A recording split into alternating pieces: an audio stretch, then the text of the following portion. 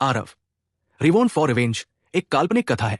इस कहानी में प्रस्तुत सभी पात्र, घटनाएं और स्थान पूरी तरह से लेखक की कल्पना का परिणाम है, किसी भी वास्तविक घटना, व्यक्ति, जाति, संस्कृति या समाज से जुड़ी हुई नहीं है।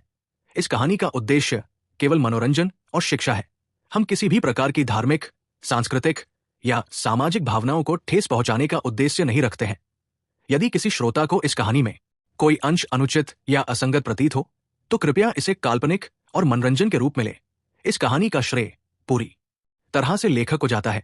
कहानी प्रस्तुति में हमारा एक भी श्रेय नहीं है, हम बस कहानी को आवाज देते हैं। अब आगे। पत्थर वालों का हर कदम जमीन को हिला रहा था, यहां तक कि धरती कांप उठी। आरव ने सिर घुमाकर देखा। उसका चेहरा बेहद बदसूरत हो गया। असल में कम से कम 10 पत्थर वाले उसका पीछा कर रहे थे। वे पत्थर वाले बेहद अनाड़ी लग रहे थे, लेकिन उनकी गति बेहद अजीब थी और असल में उनसे ज्यादा धीमी भी नहीं थी। उड़ती चट्टानवार अग्रणी स्थिति में पत्थरबाज अचानक चिल्लाया। पत्थरबाजों का समूह रुक गया, लेकिन उन्हें जादू टोना करते हुए देखा गया, जैसे वे अपने शरीर से पत्थर का एक टुकड़ा तोड़ रहे हों, हाथ उठा रहे हों और उसे आरव और बाकी लोगों की ओर फेंक रहे हों। पीछे से एक भयानक लहर आई। आरव बस अपने कदम रोककर चुनौती का जवाब दे सकता था। 1 दर्जन से ज्यादा पत्थर हवा में सीटी बजाते हुए तीरों की तरह चीखते हुए आए। आरव का चेहरा उतर गया। दुष्ट सहार तलवार ने अचानक प्रहार किया। क्रोध तलवार अग्निकमल। खड़खड़ाहट, खड़खड़ाहट, खड़खड़ाहट। धातुओं के टकराने की एक श्रृंखला सुनाई दी। दुष्ट सहार तलवार ने उन पत्थर के टुकड़ों से तलवारें टकराईं, जिससे भयंकर चिंगारियां निकल रही थी। आरव पर जबरदस्त आघात हुआ और वो कई हजार फीट पीछे खिसक गई। फिर मुश्किल से अपनी आकृति को स्थिर कर पाई। भले ही उसका मांसल शरीर शक्तिशाली था, उसके अंगूठे और तर्जनी के बीच की झिल्ली भी तब तक सदमे में रही जब तक वो सुन्न नहीं हो गई। लेकिन इस देरी के कारण उन चारों लोगों के पीछे हटने के रास्ते 10 पत्थरबाजों ने पूरी तरह से बंद कर दिए थे। नंदिनी, अंतरिक्ष मीनार में प्रवेश करो, आरव ने कहा। अनिच्छुक होने के बावजूद नंदिनी ये भी जानती थी कि ये युद्ध ऐसा नहीं था जिसमें वो भाग ले सके। नंदिनी को अंतरिक्ष मीनार के अंदर रखकर आरव ने दीक्षा और तेजस से कहा, तुम लोग दूरी बनाओ, बाकी सब मेरे ऊपर छोड़ दो। युद्ध से चिपके मत रहो, जैसे ही मौका मिले तुरंत भाग जाओ। अज्ञानी मानव, क्या तुम्हें लगता है कि तुम लोगों के पास अभी भी भागने का मौका है? एक पत्थरबाज ने कहा।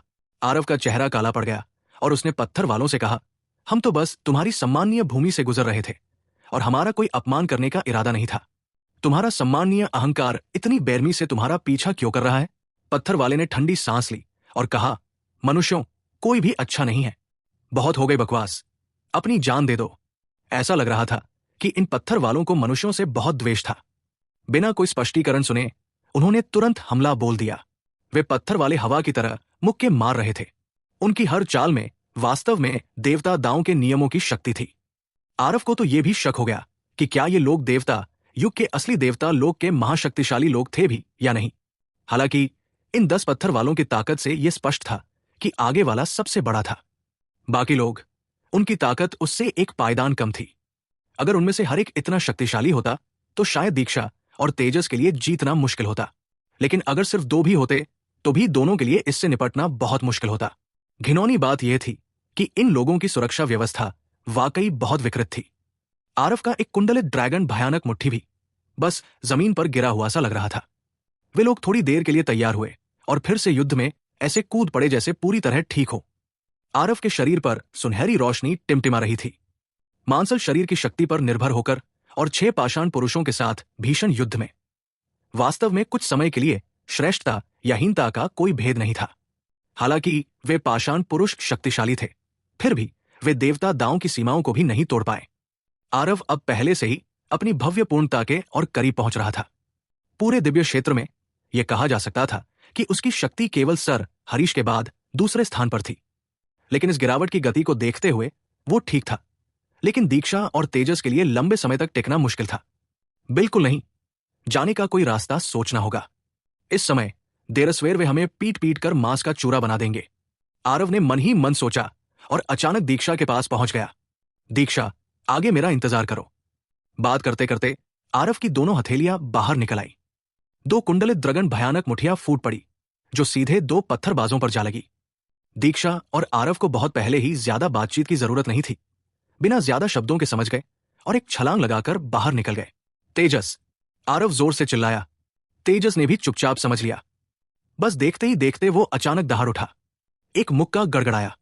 भयंकर बाघ स्वर्गीय तानाशाह मुट्ठी, एक भयानक सफेद बाघ का प्रेत प्रकट हुआ, जिसने दोनों पत्थरबाजों को बलपूर्वक एक दर्जन से ज्यादा कदम पीछे धकेल दिया।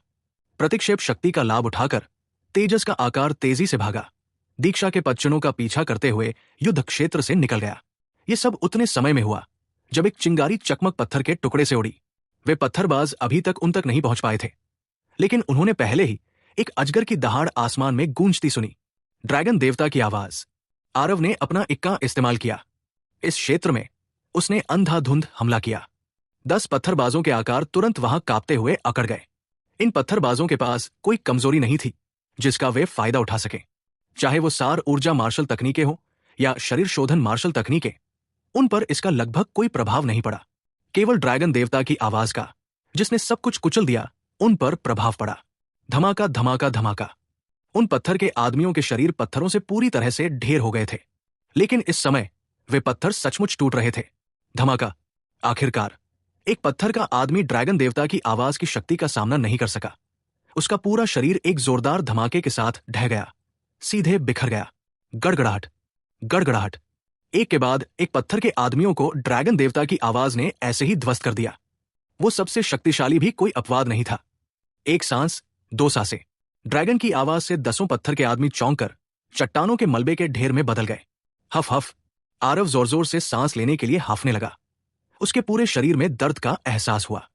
जब तक कोई और विकल्प न हो, वो इस युद्ध तकनीक का इस्तेमाल करने को बिल्कुल तैयार नहीं था। शक्ति तो शक्ति ही थी, बस इसके इस्तेमाल का नतीजा भी काफी कष्टदायक था। इस समय वो बस एक जगह ढूंढकर अच्छी नींद लेना चाहता था। उसने उन टूटे हुए पत्थरों के टुकड़ों पर एक नजर डाली और जाने ही वाला था कि अचानक उसका चेहरा बदल गया। वे टूटे हुए मलबे के टुकड़े सचमुच अपने आप हिलने लगे। शौश, शौश, शौश। आरव की अचंभित निगाहों के नीचे वे पत्थर सचमुच एक बार फिर जुड़ गए। क्या ये लोग अमर शरीर वाले हो सकते हैं? ड्रैगन देवता की उसकी आवाज डेजी को भी मौत के घाट उतार सकती थी, लेकिन वो वास्तव में इन पत्थर के आदमियों को मौत के घाट नहीं उतार पाई। आरव गालियां देने से खुद को रोक नहीं पाया। अपने थके हुए शरीर को घसीटते हुए वो यहां से जल्दी से चला गया। जब ये लोग टुकड़ों को एक साथ जोड़ देंगे तो वो भाग भी नहीं पाएगा। आगे दीक्षा और तेजस आरव का इंतजार कर रहे थे। आरव को आते देख वे जल्दी से उसका साथ देने के लिए आगे बढ़े। कैसा है बड़े भाई? ड्रैगन भगवान का आवाज भी इस्तेमाल किया गया था। ये सब तो पहले ही चकनाचूर हो जाना चाहिए था, है ना? तेजस ने मुस्कुराते हुए कहा। आरव अवाक होकर बोला, जल्दी से चलो, नहीं तो बहुत देर हो जाएगी। आरव के शब्दों से दोनों लोगों के चेहरे एकदम बदल गए। आरव जिस हालत में था उसमें वे अब भी उन 10 पत्थरबाजों के बराबर कैसे हो सकते थे? बिना किसी हिचकिचाहट के वे तुरंत आरव को लेकर आए और तेजी से भाग गए। बड़े भाई, ये क्या हो रहा है? तेजस ने हैरानी से कहा। आरव के चेहरे पर बहुत ही भद्दी अभिव्यक्ति थी, जो अभी अभी घटी घटना का वर्णन कर रही थी। दोनों लोग अवाक रह गए। वे पत्थरबाज थोड़े ज्यादा ही अजीब थे, है ना? बड़े भाई, आगे फूलों का जंगल है, तेजस ने अचानक कहा। अंदर जाओ। आरव ने जरा भी संकोच नहीं किया और सीधे तेजस को फूलों के जंगल में घुसने का निर्देश दिया। हालांकि चमत्कारी बात यह थी कि पत्थरबाजों ने लगातार उनका पीछा किया, लेकिन जब उन्होंने देखा कि वे इस जंगल में घुस गए हैं तो उन्होंने अंदर का पीछा करना ही बंद कर दिया। भगवान स्टोनब्रेव, ये इंसान कितना ताकतवर है! इसकी दहाड़ हमें सचमुच चकनाचूर कर सकती है, एक पत्थरबाज ने नेता से कहा। स्टोनब्रेव ने कहा, यह इंसान तो वाकई असाधारण है। पहले की दहाड़ किंवदंतियों के ड्रैगन देवता की आवाज जैसी लगती है। अजीब बात है, ये तो साफ तौर पर एक इंसान है। इसे ड्रैगन जाति की सर्वोच्च युद्ध तकनीक क्यों पता है? छोड़ो, जब से वे इस आड़ू के फूलों के जंगल में घुसे हैं, वे अब बाहर नहीं आ सकते। अब उनकी परवाह करने की जरूरत नहीं है। चलो वापस चलते हैं। हाल ही में गॉडफॉल पर्वत श्रृंखला में काफी असामान्यताएं देखी गई है। बहुत संभावना है कि पैट्रियार्क भी जाग जाएगा। बड़े भाई, लगता है उन पत्थरबाजों ने पीछा नहीं किया। हम बच गए, तेजस ने अपने दिल में एक डर के साथ कहा। लेकिन आरव के हावभाव बहुत अच्छे नहीं थे। शायद हम अभी अभी बाग के मुंह से निकले हैं, लेकिन भेड़ियों की माद में फिर से घुस गए हैं, आरव ने कड़वी मुस्कान के साथ कहा। तेजस कुछ उलझन में ठिठक गया। क्या ये उनके सामने सिर्फ एक फूलों का जंगल नहीं था? उसकी उलझन भरी नजर देखकर आरव ने कहा, हम पहले ही एक और जगह में प्रवेश कर चुके हैं। ये फूलों का जंगल गुप्त रूप से ऐरे संरचनाओं से घेरे हुए है। इसके अलावा ये अतुलनीय रूप से गहरा है। मेरे लिए भी इसे सुलझाना मुश्किल है।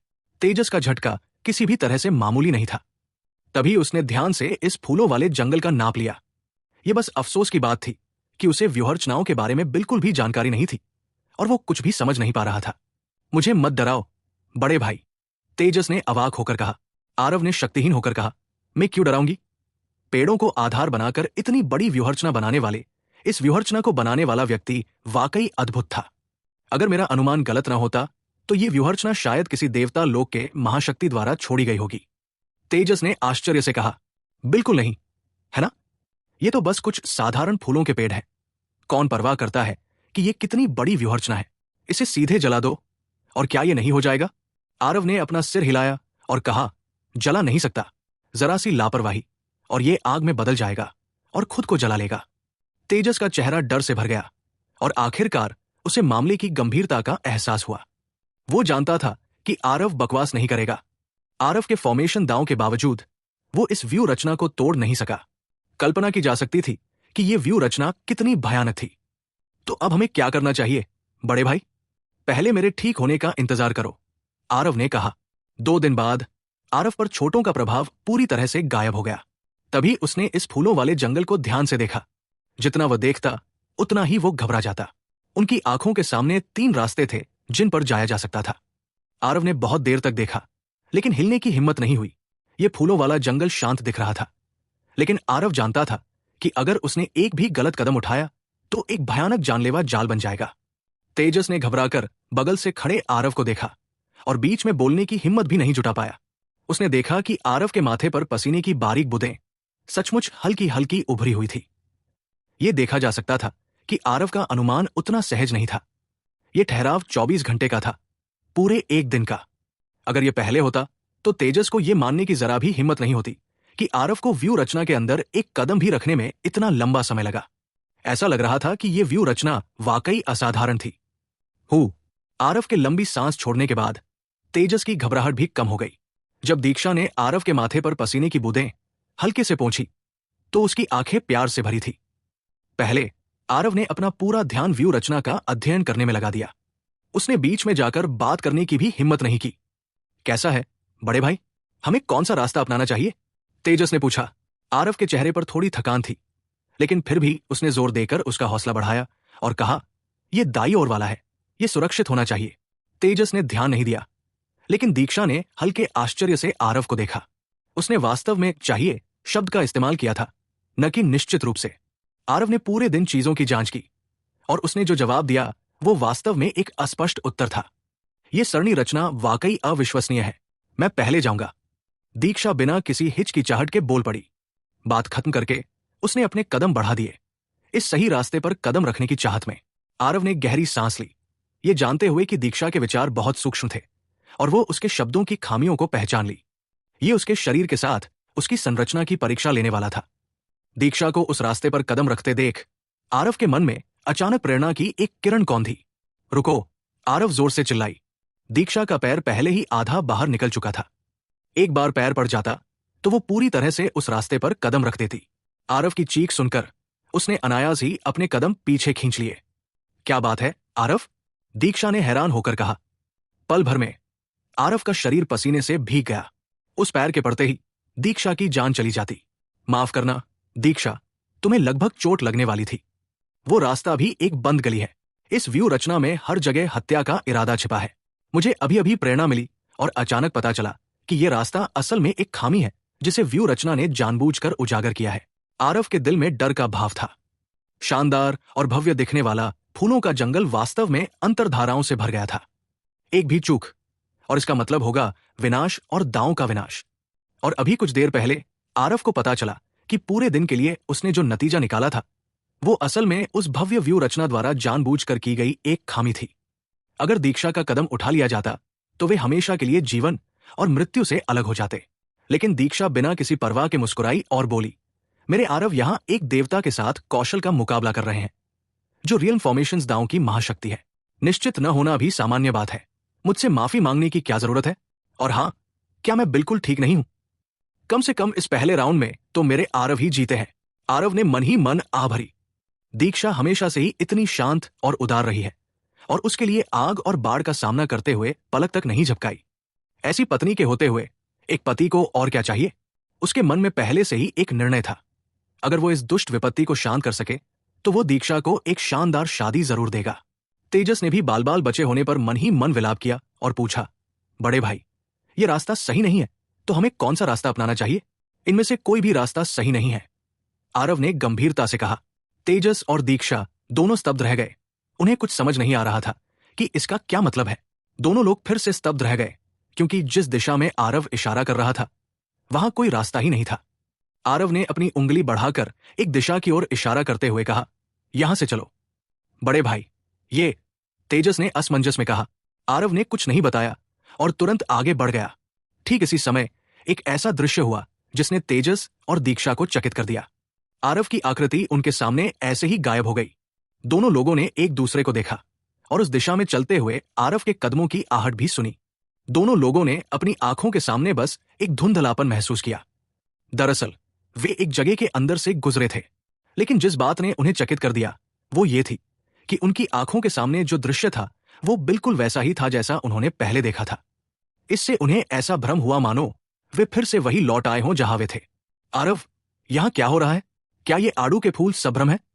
दीक्षा ने आश्चर्य से पूछा। आरव मुस्कुराए और बोले, जब वास्तविक को भ्रम माना जाता है तो भ्रम सत्य से भी ज्यादा वास्तविक होता है। जब जो अस्तित्व में नहीं है उसे अस्तित्व में माना जाता है तो वो मनगढ़ंत सत्य उस सत्य से भी ज्यादा वास्तविक होता है जो अस्तित्व में है। बस बात यह है कि इस संरचना को बनाने वाले व्यक्ति का स्तर बहुत ऊंचा है।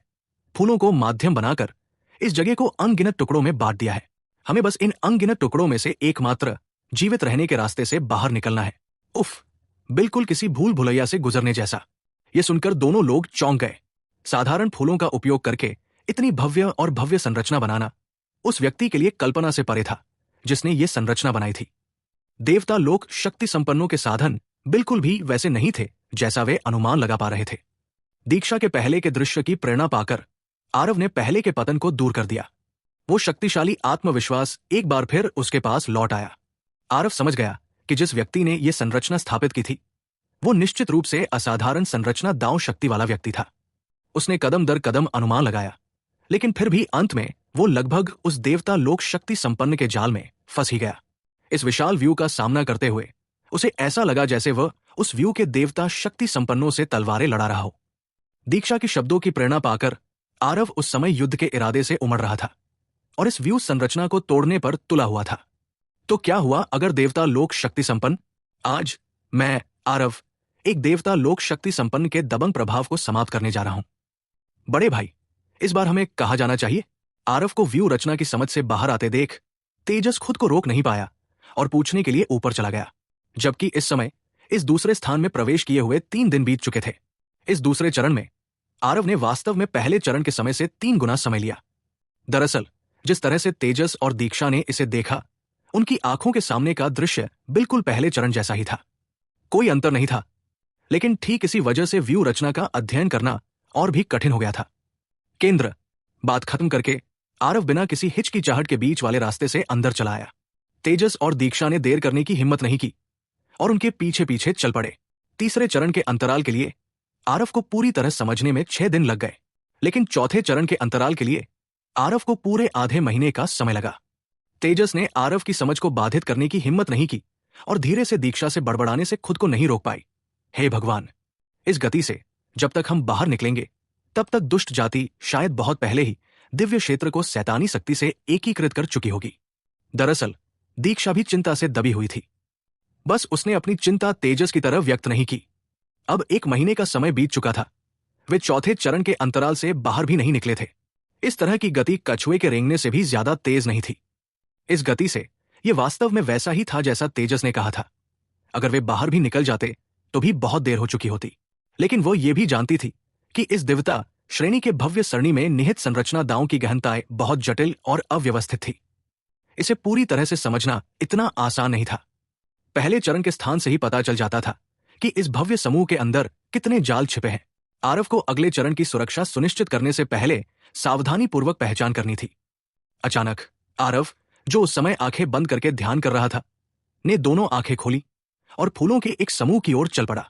5वें चरण के स्थान पर दीक्षा दोनों ने सोचा कि अगले चरण की क्रिया का पता लगाने के लिए आरव को और भी अधिक समय लगाना होगा। हालांकि उन्हें उम्मीद नहीं थी कि आरव ने केवल 2 घंटे का समय लगाकर कार्रवाई की। आरव, यहां क्या हो रहा है? क्या ऐसा हो सकता है कि आपने पहले ही समूह संरचना को तोड़ दिया हो? दीक्षा ने आश्चर्य से कहा। आरव मुस्कुराए और बोले, इस व्यू रचना को तोड़ना आसान कैसे हो सकता है? लेकिन इस फूलों के जंगल से गुजरने की चाहत अब कोई समस्या नहीं होनी चाहिए। ये 1 महीने से ज्यादा का बोधगम्य अनुभव आरव की फॉर्मेशन दांव सिद्धियों की दिशा में तेजी से आगे बढ़ने वाला कहा जा सकता है। देवता दांव व्यू रचनाएं समझना मुश्किल था। अगर कोई और यहां होता तो शायद वो मूल बातें भी नहीं सीख पाता। लेकिन आरव का फॉर्मेशन दांव स्तर बहुत पहले ही देवता दांव की दहलीज पर पहुंच चुका था। अश्विनी के फॉर्मेशन पाथ 9 स्क्रिप्ट्स का नोवा स्तर एक सच्चा देवता दांव व्यू रचना था। यही कारण था कि उस दिन आरव और अश्विनी के फॉर्मेशन दांव के बीच महायुद्ध हुआ। जब अश्विनी 9वें स्तर का उपयोग करने के लिए तैयार थे, आरव ने हार स्वीकार करने की पहल की। इस बार दीक्षा उस भव्य व्यू रचना द्वारा लगभग मारा ही गया था। इसने आरव को पूरी तरह से उत्तेजित कर दिया, उसकी क्षमता को चरम सीमा तक बढ़ा दिया। इस 1 महीने के समय में आरव ने अपना पूरा ध्यान समझने में लगा दिया और अंततः वो अंतिम कदम उठाया, देवता दांव व्यू रचना के नियमों को समझना। हालांकि ये अत्यंत उथला था, फिर भी इसने आरव के लिए एक बिल्कुल नई दुनिया खोल दी। इस तरह आरव द्वारा इस फूल की व्यू रचना को तोड़ने की गति पहले से अनगिनत गुना तेज थी। 10 दिन बाद तीनों लोगों को अपनी आंखों के सामने बस एक धुंधलापन सा महसूस हुआ। उनकी आंखों के सामने का नजारा आखिरकार पहली बार बदला। इस 1 महीने से ज्यादा समय में जहां तक उनकी नजर जाती सिर्फ फूल ही दिखाई देते थे। नजारा चाहे कितना भी खूबसूरत क्यों न हो, सौंदर्य बोध की थकान भी दिखाई देती थी। इसके अलावा फूल भले ही खूबसूरत थे, लेकिन उनमें हत्या का इरादा छिपा था। खासकर तेजस, फूलों को देखकर उसे उल्टी आने ही वाली थी। ये लानत है फूलों के जंगल, इस छोटे से राजा, मैं फिर कभी अंदर नहीं आऊंगा। आगे से जब तक मुझे फूलों का जंगल दिखाई देगा, ये छोटा राजा उसे जरूर जला देगा। तेजस ने उदास नजरों से कहा। इस 1 महीने से ज्यादा समय में वो सचमुच लगभग पागल हो रहा था, क्योंकि हर जगह का नजारा बिल्कुल एक जैसा था। वो चाहे जिस भी जगह जाए, उसके सामने वही 3 रास्ते थे। जिस आदमी ने ये संरचना बनाई थी वो बिल्कुल विकृत था। अरे, ये जगह क्या है? ये कितनी खूबसूरत है, बिल्कुल स्वर्ग जैसी, दीक्षा ने अचानक आश्चर्य से कहा। लेकिन तभी पुहवार्क। आखिरकार तेजस खुद को रोक नहीं पाया और मुंह में ढेर सारा खाना उगल दिया। आरव और दीक्षा ने एक दूसरे को देखा और दोनों जोर जोर से हंसने से खुद को रोक नहीं पाए। तार्किक रूप से इस तरह के शक्तिशाली तेजस के लिए उल्टी करना बिल्कुल असंभव था, लेकिन इस 1 महीने से ज्यादा समय का उस पर जो मनोवैज्ञानिक प्रभाव पड़ा वो वाकई बहुत ज्यादा था। तेजस ने आंखें घुमाई और दुखी होकर कहा, तुम लोग अभी भी हंस रहे हो, मैं तुम्हें चेतावनी दे रहा हूं। थोड़ी सी मजाक के बाद तीनों लोगों ने आखिरकार अपने सामने इस जगह का जायजा लिया। ये जगह वाकई किसी स्वर्ग जैसी थी। हरी भरी पहाड़ियां और साफ पानी और मनमोहक दृश्य। सबसे खास बात यह थी कि यह जगह सत्व ऊर्जा से भरपूर थी। ये दिव्य क्षेत्र की परम पवित्र भूमि से कमतर नहीं थी। बड़े भाई आरव, ये जगह गॉडफॉल पर्वत श्रृंखला जैसी नहीं लगती। क्या हो सकता है कि हम दिव्य क्षेत्र में लौट आए हों? दीक्षा ने उत्सुकता से कहा। आरव ने सिर हिलाया और कहा, ऐसा तो नहीं लगता। मुझे लगता है कि यह जगह एक अलग स्वतंत्र जगह है, बिल्कुल आत्मा शोधन संप्रदाय की तरह, दिव्य क्षेत्र से बाहर स्वतंत्र। क्या यह भी संभव है कि यह जगह किसी खास देवता दांव संप्रदाय के खंडहर हो? इस रूप को देखकर यह उस तरह का विधर्मी मार्ग संप्रदाय नहीं लगता। यह खतरनाक नहीं होना चाहिए, है ना? तेजस ने आखिरकार उल्टी करना बंद कर दिया और बीच में बोलने के लिए आगे आया। जरूरी नहीं, जगह जितनी खूबसूरत होती है उतनी ही खतरनाक भी हो सकती है। इस 1 महीने से ज्यादा समय में क्या तुमने भी इसका अनुभव नहीं किया? आरव ने कहा। तेजस के चेहरे के भाव बदल गए। पहले वाला आशावाद तुरंत ही धूल में मिल गया। हाँ, इस गॉडफॉल पर्वत श्रृंखला के अंदर क्या कोई ऐसी जगह होगी जो खतरनाक न हो? बड़े भाई, हम वापस क्यों नहीं चलते? तेजस ने कहा। आरव मुस्कुराया और बोला, अगर हम वापस जा सकते तो मैं इस संरचना को पार करने में महीनों से ज्यादा समय क्यों लगाता? यह संरचना एक दिशा में है, बाहर निकल पाना ही एक चमत्कार है। वापस लौटना चाहते हो तो जिसने इस संरचना को बनाया है उसको ढूंढना होगा। ये यहां क्या करें? तेजस ने उदास होकर कहा। चूंकि हम आ गए हैं तो यही रुककर इसका पूरा फायदा उठाएं। क्यों न अंदर जाकर देखें, हो सकता है कि कुछ अप्रत्याशित फसलें हों। आरव ने कहा। दल पहाड़ों और नदियों के बीच सावधानी से आगे बढ़ा, लेकिन उन्हें कोई खतरा नहीं हुआ। इससे तीनों लोगों का दिल थोड़ा हल्का हुआ। एक पहाड़ के पास से गुजरते हुए उन्हें यह देखकर आश्चर्य हुआ कि वहां वास्तव में कई आकृतियां थी जो उनकी नजरों में आई। बड़े भाई, यहां लोग हैं। लगता है कोई दानव जाति है। अजीब है, यहां दानव क्यों होंगे? तेजस ने आश्चर्य से कहा। जब आरव ने यह दृश्य देखा तो वो भी अतुलनीय रूप से चकित रह गया। दूर कई दानव आपस में लड़ रहे थे, पूरे जोश में लड़ रहे थे। इस स्वतंत्र स्थान में वास्तव में अभी भी दानव जाति मौजूद थी। उन कुछ लोगों ने स्पष्ट रूप से आरव और उनके साथियों को भी खोज लिया। पहाड़ की चोटी पर उनकी आकृतियां तेजी से यहां आ रही थी। आरव और बाकी लोग बस ऊपर जाकर हेलो कहने की सोच रहे थे, लेकिन उन्हें उम्मीद नहीं थी कि उन कुछ दानवों के चेहरे बदल जाएंगे। उन्होंने गुस्से से कहा, ये इंसान है। इंसान कैसे प्रकट हो सकते हैं? मार डालो। उन कुछ लोगों ने उन्हें समझाने का कोई मौका नहीं दिया और सीधे हमला करने का फैसला किया। तेजस और दीक्षा बस हमला करने ही वाले थे कि आरव ने उन्हें रोक दिया। उन्हें हमला करने दो। इस जगह की गहराई का अंदाजा न होने के कारण कोई कदम न उठाना ही बेहतर है। तुम लोग हट जाओ, मुझे इससे निपटने दो, आरव ने ठंडे स्वर में कहा। यह कैसा संकी आदमी है? मुझे पूरी तरह थका रहा है। नहीं कर सकता, अब और नहीं कर सकता। मैं अब जरा भी सार ऊर्जा नहीं जुटा सकता। ये कुछ लोग जोर जोर से चीख रहे थे। उन्होंने अपनी सारी क्षमताएं झोंक दी, फिर भी आरव को जरा भी हिला नहीं पाए। इस समय वे आरव को जिस नजर से देख रहे थे वो डर और सदमे से भरी थी। ये व्यक्ति बहुत ताकतवर था। वो वही अविचल खड़ा रहा और उसने हमला भी नहीं किया, और वे पहले ही थक चुके थे।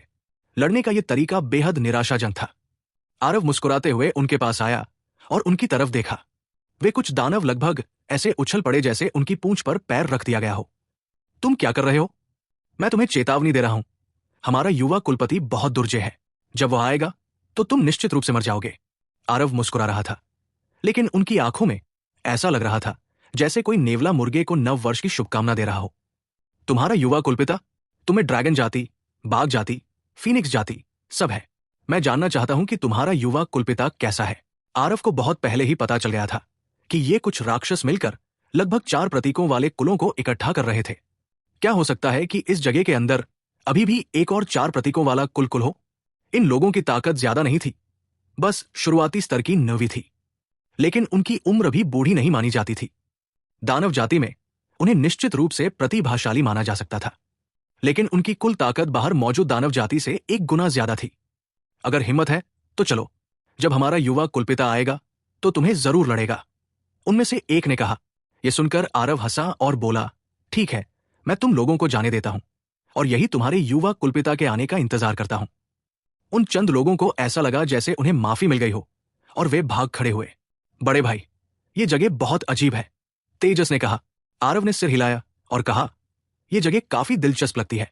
थोड़ी देर में वे चंद दानव जो पहले भाग गए थे वापस लौट आए, लेकिन इस बार उनके साथ और भी कई युवा दानव आए थे। लोगों के एक समूह ने एक युवक को घेर लिया था। उस युवक के चेहरे पर घमंड था, लेकिन उसकी ताकत कम नहीं थी, पहले से ही 9वें स्तर का शिखर। लेकिन इस थोड़ी सी ताकत पर आरव ने स्वाभाविक रूप से ध्यान नहीं दिया। तुम वही इंसान हो जो दिव्य पशु लोक में घुस आया और मेरे कुल के सदस्यों को घायल भी कर दिया। अब क्या तुम हिसाब किताब के लिए तैयार हो? उस युवक ने आरव के बारे में बिल्कुल भी नहीं सोचा। अपनी ताकत से एक मानव प्रारंभिक अवस्था वाले दिव्य राजा से निपटना, क्या यह आसानी से जीत हासिल नहीं कर रहा था? आरव ने दूसरे पक्ष के प्रश्न का उत्तर नहीं दिया, लेकिन उसने बड़ी दिलचस्पी से कहा, तो इस जगह को दिव्य पशु लोक कहा जाता है। कोई आश्चर्य नहीं कि यहां इतने सारे 4 प्रतीक कुलों के दानव हैं। बस मुझे आश्चर्य है कि तुम लोगों और दिव्य क्षेत्र के 4 प्रतीक कुलों के बीच क्या संबंध है? बदतमीजी। युवा कुलपति तुमसे एक सवाल पूछ रहे हैं, तुम्हारा रवैया क्या है? बगल से किसी ने तुरंत डांटा। युवा कुलपति का चेहरा भी काला पड़ गया। वो घमंडी था, लेकिन सामने वाला तो उससे भी ज्यादा घमंडी था। उसे पता चला कि आरव उसे, इस युवा कुलपिता को, बिल्कुल भी गंभीरता से नहीं लेता। इसी समय भीड़ में कोई था जो अपनी टेढ़ी मेढ़ी आंखों से इधर उधर घूम रहा था और आरव को ध्यान से देख रहा था। ये तुम हो? तुम यहां क्यों हो? मैं, उस व्यक्ति ने अचानक कहा। युवा कुलपिता ने भौहें चढ़ाई। उसके चेहरे पर नाराजगी साफ दिखाई दे रही थी और उसने गंभीरता से कहा, तुम उसे जानते हो? इस समय सभी ने उत्सुकता से देखा। उस कुल के सदस्य को मटकाड़ी कहा जाता था। उनमें से उसे बहुत उत्कृष्ट नहीं माना जाता था। उस समय एक मुकदमे के लिए बाहर जाते समय उसे बुरी तरह पीटा गया और फिर वापस लाया गया। यह मामला बहुत लंबे समय तक दिव्य पशु लोक के लिए हंसी का पात्र बना रहा। बस समय बीतता गया, उसकी प्रतिभा भी धीरे धीरे निखरती गई। और उसने युवा कुलपति की जांघ भी पकड़ ली, इसलिए सब उसका मजाक उड़ाने की हिम्मत नहीं कर पाए।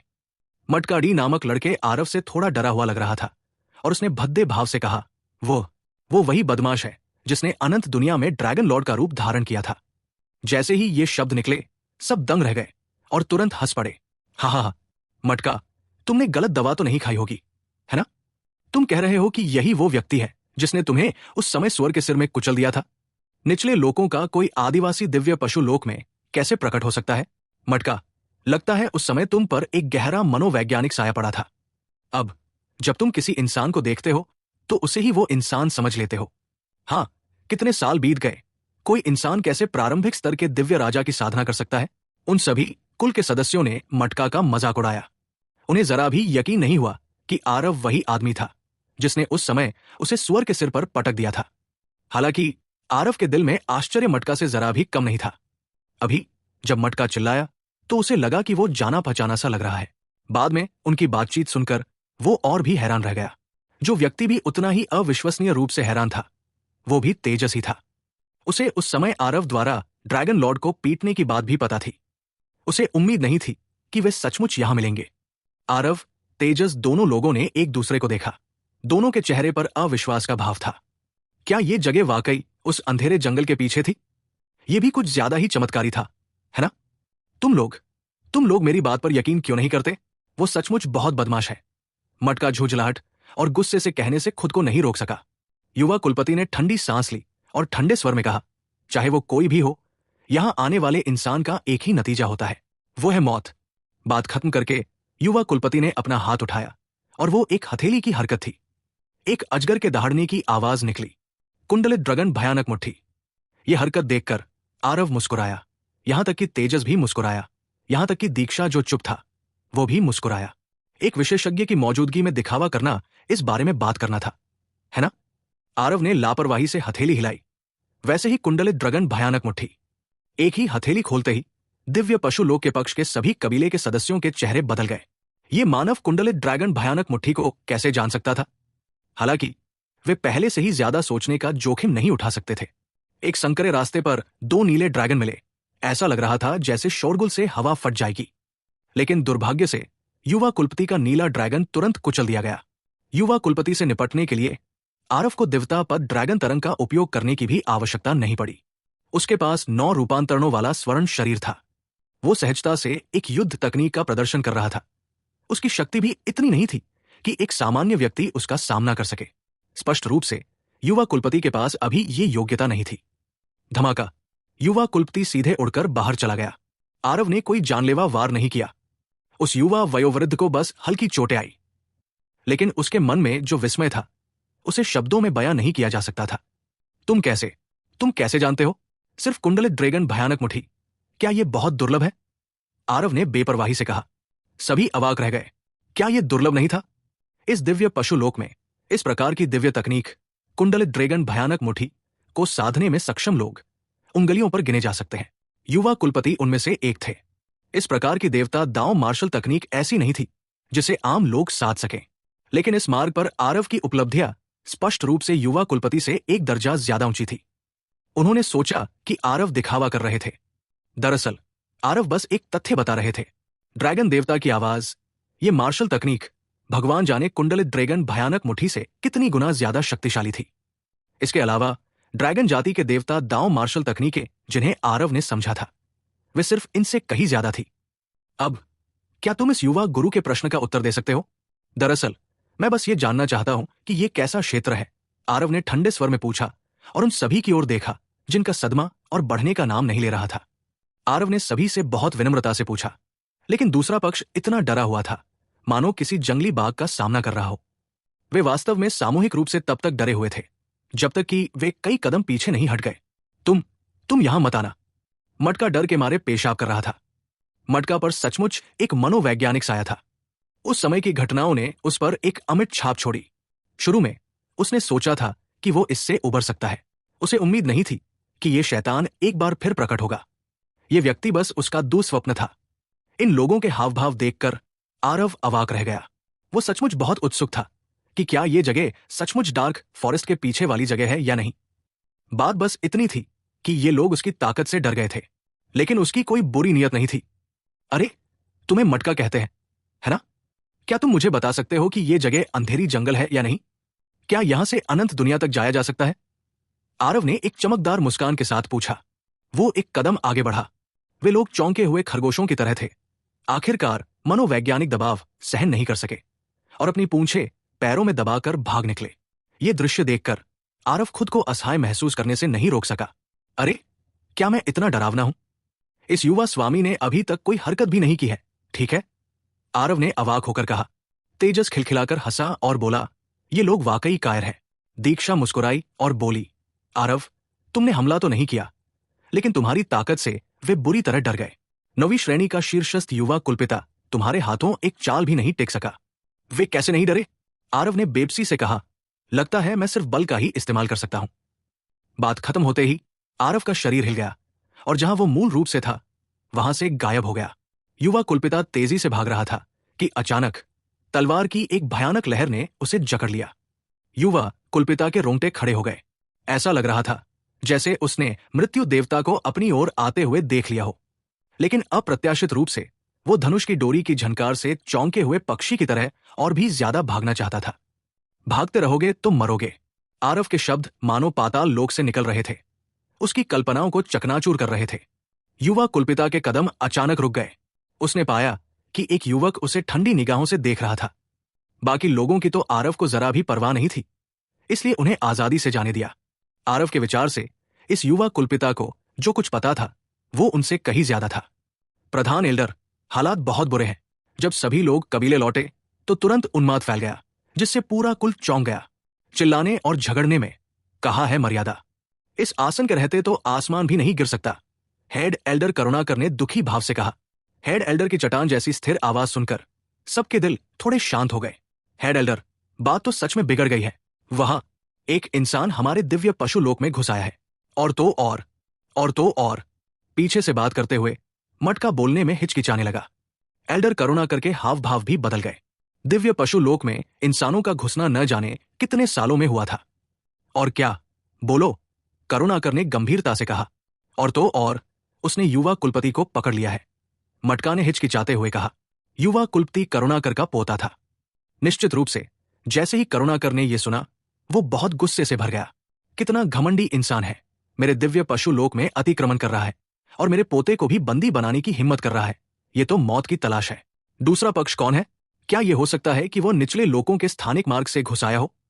करुणाकर ने घृणा से दांत पीसते हुए कहा। मटका ने अपना सिर हिलाया और कहा, पता नहीं, लेकिन वो फूलों वाले जंगल की दिशा से आया था। करुणाकर की आंखें चमक उठीं और उसने अविश्वास से कहा, क्या? ये असंभव है। फूलों वाला जंगल एक व्यू रचना थी जिसे पूर्वज ने स्वयं स्थापित किया था। जब तक कि वो कोई देवता लोक शक्ति न हो जो स्वयं आया हो, अन्यथा वहां से गुजरने का कोई रास्ता ही नहीं है। मटका ने कड़वी मुस्कान के साथ कहा, प्रमुख बुजुर्ग, मुझे और कुछ नहीं पता। हो सकता है कि वो निचले लोकों से घुस आया हो, बस मुझे नहीं पता कि वो उस तरफ आड़ू के फूलों वाले जंगल में कैसे चला गया। ऐसा ही होना चाहिए। आखिरकार वो पहले भी एक बार दुनिया के अंतहीन जंगल निषिद्ध दानव क्षेत्र में प्रवेश कर चुका था। प्रधान बुजुर्ग दंग रह गए और बोले, क्या तुम उसे जानते हो? मटका ने सिर हिलाया और आरव से हुई अपनी दुश्मनी का जिक्र संक्षेप में किया। तभी प्रधान बुजुर्ग को एहसास हुआ, हुम्फ, चाहे वो कोई भी हो, मेरे बच्चे संकट डी को रोकने की हिम्मत करना नरक का एकतरफा टिकट है। जाओ, मुझे उससे मिलने ले आओ, करुणाकर ने कहा। जैसे ही करुणाकर बाहर गए, 3 और आकृतियां स्वागत के लिए आई। तुम तीनों भी यहां क्यों हो? करुणाकर ने कहा। इस दिव्य पशुलोक में 4 बड़े कुल एक साथ रहते थे, लेकिन हर कुल का प्रबंधन अलग अलग होता था। सामने खड़े ये 3 लोग दरअसल बाकी 3 प्रमुख जातियों के मुखिया थे। हमने सुना है कि एक इंसान इस जगह पर घुस आया है, और तो और उसकी ताकत भी कम नहीं है, और उसने तुम्हारे पोते संकट को भी रोक रखा है। इसलिए हम उसे देखने जाने की योजना बना रहे थे। हमें पता है कि तुम जाना चाहते हो, इसलिए हम तुम्हें ढूंढने के लिए साथ आए हैं, बाघ कुल के हेड एल्डर ने कहा। करुणाकर ने भी बिना किसी हिचकिचाहट के सिर हिलाते हुए कहा, चलो चलो भी। आरव ने कठोर और कोमल दोनों तरह की तरकीबें आजमाई और आखिरकार युवा कुलपति संकट के मुंह से वो जानकारी पाली जो वो चाहता था। पता चला कि ये जगह असल में अंधेरे जंगल के पीछे थी। उस समय उसने और तेजस ने पहले भी अंधेरे जंगल के बाहरी इलाकों की जांच की थी। लेकिन अंधेरे जंगल से आने वाली लहरों के कारण वे उसे पार नहीं कर पाए। इसलिए अंदर आकर देखने की इच्छा भी बेमानी थी। उसे उम्मीद नहीं थी कि कई वर्षों के अंतराल के बाद वे सचमुच इस तरह का तरीका अपनाएंगे और अंधेरे जंगल में प्रवेश करेंगे। ये जगह वास्तव में एक अलग ही जगह थी। इसके अलावा वहां 4 प्रतीकों वाले कुलों का एक और समूह भी रहता था। आरव को इससे भी ज्यादा उम्मीद नहीं थी कि ये जगह न केवल निचले लोकों से जुड़ी थी, बल्कि दिव्य क्षेत्र के गॉडफॉल पर्वत श्रृंखला से भी जुड़ी थी। ये दिव्य पशुलोक बहुत ही जादुई था। आरव को संकट से ये समझ मिली, दिव्य पशुलोक केवल अनंत लोकों से ही जुड़ा नहीं था, बल्कि वहां कई अन्य छोटे लोक भी थे।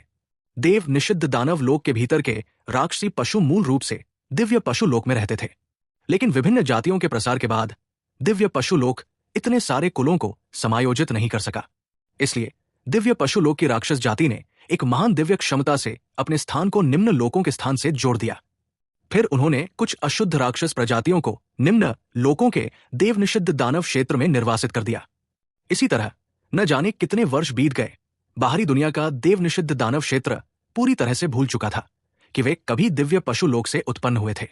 अंधकारमय वन के भीतर से निकले परीक्षार्थियों के प्रति वे विस्मय और श्रद्धा से देखते थे। इस प्रकार ये वर्तमान स्थिति बन गई। संकट के मुख से आरव को यह भी पता चला कि इस दिव्य पशु लोक का अभी भी एक अत्यंत रहस्यमय पूर्वज था। आरव इस रहस्यमय पूर्वज के बारे में बहुत उत्सुक था। यह अफसोस की बात थी कि इस पूर्वज को संकट डी ने भी पहले कभी नहीं देखा था। यहां तक कि उसे पूर्वज के अस्तित्व पर भी संदेह था। हालांकि संकट डी ने कहा कि यह पुष्प वन पूर्वज ने स्वयं स्थापित किया था ताकि इसे गॉडफॉल पर्वत श्रृंखला से अलग किया जा सके। इतने वर्षों से गॉडफॉल पर्वत श्रृंखला से दिव्य पशु लोक में कोई भी प्रवेश नहीं कर पाया था। संकट ने सोचा भी नहीं था कि आज आरव वास्तव में पुष्प वन से होकर यहां पहुंचे हैं। इस दिव्य पशु लोक की उत्पत्ति के बारे में अब और जांच पड़ताल करना संभव नहीं था। यहां तक कि संकट, जो इस युवा कुलपिता थे, के पास भी इसे जानने का कोई तरीका नहीं था।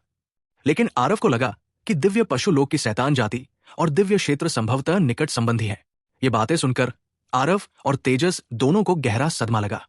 दोनों को उम्मीद नहीं थी कि दिव्य क्षेत्र में वास्तव में इतनी रहस्यमयी भूमि है। लगता है ये दिव्य पशु लोक भी रहस्यों से भरा हुआ था।